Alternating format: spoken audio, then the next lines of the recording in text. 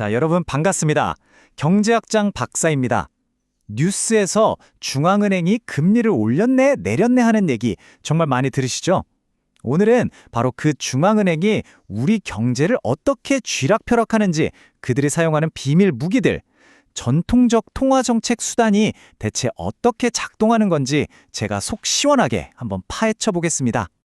오늘 제가 설명해드릴 내용은요, 화폐금융론의 바이블, 바로 미시킨 교과서의 핵심만 쏙쏙 뽑아온 겁니다.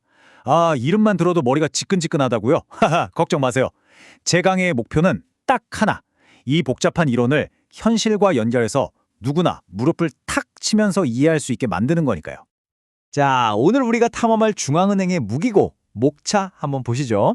먼저 중앙은행이 가진 핵심 도구들이 뭐가 있는지 쫙 한번 훑어보고요.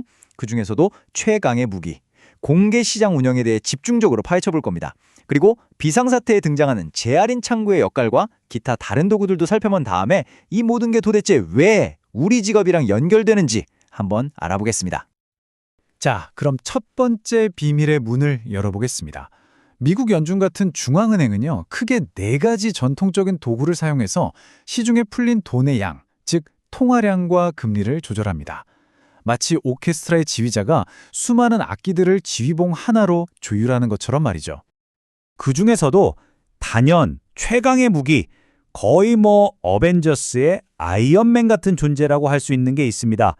바로 공개시장 운영, 우리가 앞으로 줄여서 OMO, 오픈마켓 오퍼레이션이라고 부를 겁니다. 이게 바로 중앙은행 통화정책의 심장이자 엔진이에요. 공개시장 운영, 말이 좀 어렵죠? 근데 원리는 진짜 간단해요. 중앙은행이 그냥 시장에 나가서 국채를 사고다 파는 거예요. 어때요? 쉽죠?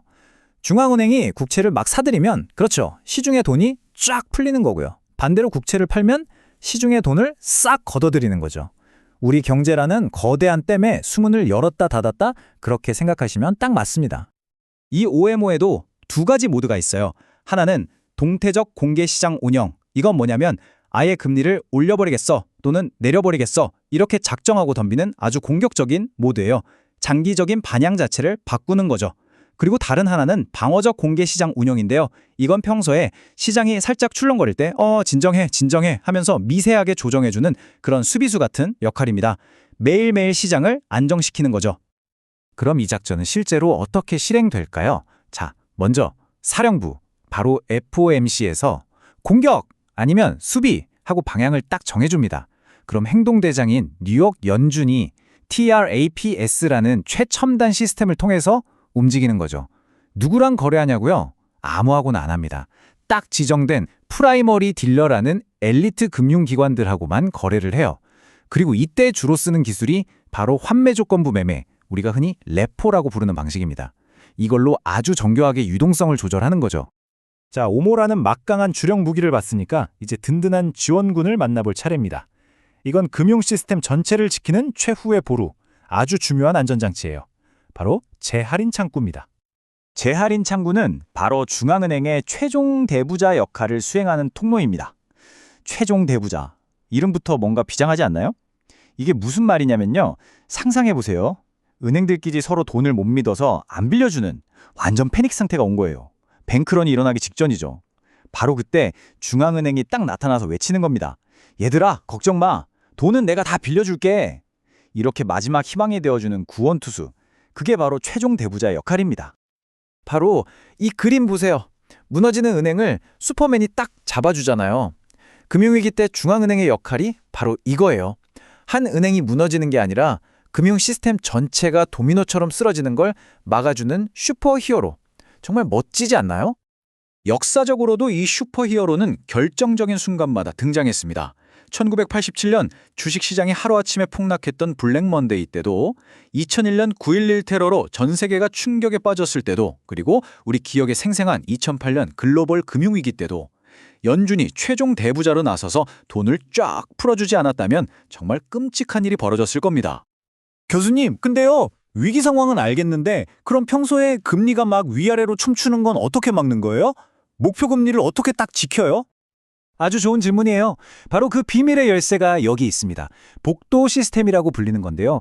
중앙은행이 아주 똑똑하게 금리가 움직일 수 있는 위아래 한계선을 딱 만들어 두는 거예요.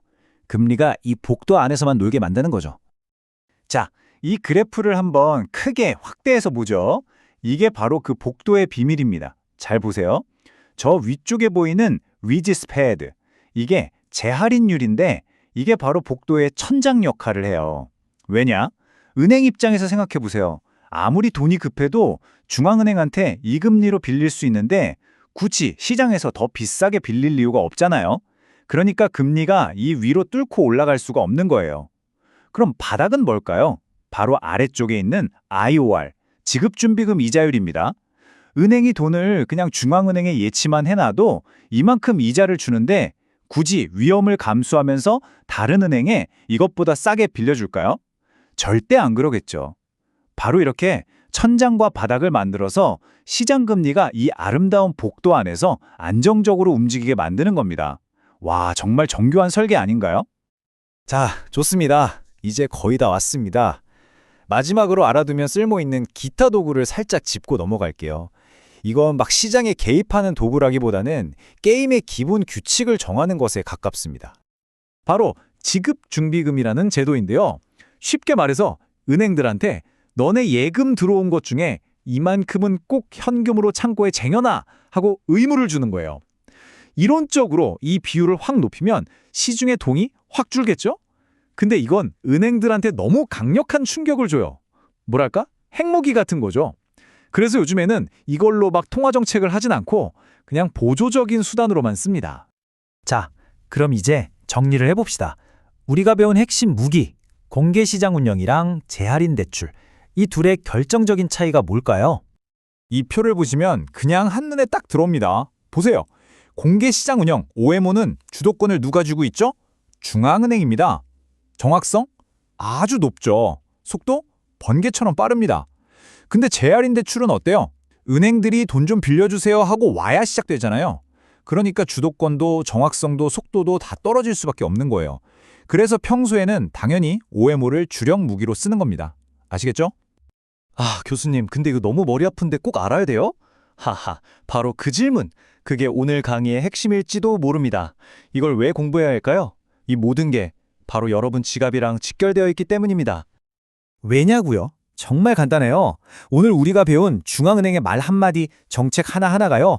여러분이 투자하는 주식시장의 방향을 결정하고 해외여행 갈 때마다 체크하는 환율을 움직이고 내 집 살 때 받아야 하는 대출 금리를 들었다 놨다 하거든요. 경제 뉴스를 보면서 아, 그래서 금리를 올리는구나, 그래서 환율이 저렇게 되는구나 하고 그 속뜻을 읽어내려면 이 중앙은행의 언어를 반드시 알아야 합니다. 이건 선택이 아니라 내 돈을 지키기 위한 필수 생존 기순이에요. 여러분, 경제는 절대로 무슨 천재들만 하는 어려운 게 아니에요. 단지 우리가 익숙하지 않아서 낯설게 느껴지는 것뿐입니다. 오늘 좀 복잡했나요? 괜찮아요. 저 경제학 장박사와 함께 이렇게 핵심 원리부터 하나씩 뽀개다 보면 어느새 여러분도 금융시장의 흐름을 꿰뚫어보는 전문가가 되어 있을 겁니다. 저를 믿고 따라오세요. 그럼 다음 시간에 더 재미있는 내용으로 찾아뵙겠습니다.